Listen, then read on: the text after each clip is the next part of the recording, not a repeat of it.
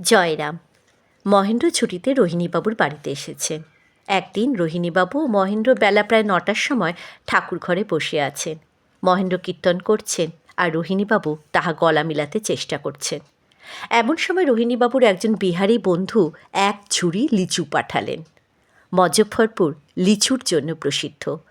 লিচুগুলো দেখে বড়ই আনন্দিত হলেন দুজন। ঝুড়ি হতে এক ছড়া লিচু ঠাকুরের বেদির ওপর ফেলে দিলেন। মহেন্দ্র বলে উঠলেন, এটা কিন্তু ভণ্ডামি ছাড়া আর কিছুই নয়। রোহিণীবাবু বললেন, ঠাকুর নিশ্চয়ই ওই লিচু গ্রহণ করবেন।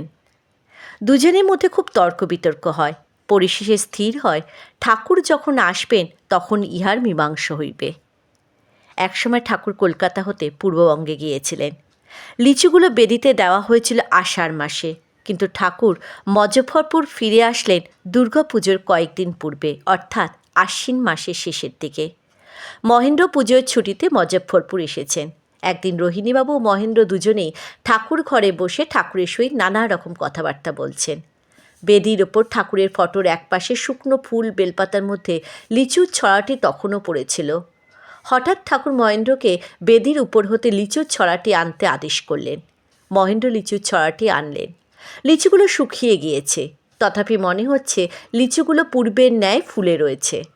মহেন্দ্রকে ঠাকুর লিচুগুলো একটি একটি করে ছাড়িয়ে দিতে বললেন। মহেন্দ্র প্রত্যেকটি লিচু ছাড়িয়ে দেখলেন যে উহার মধ্যে বিচি ছাড়া আর কিছুই অবশিষ্ট নাই। লিচুগুলির মধ্যে শ্বাস একেবারেই নাই।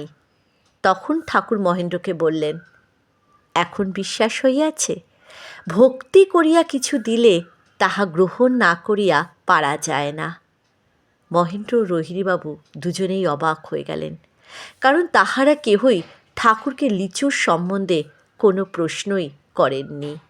জয় রাম, জয় গোবিন্দ।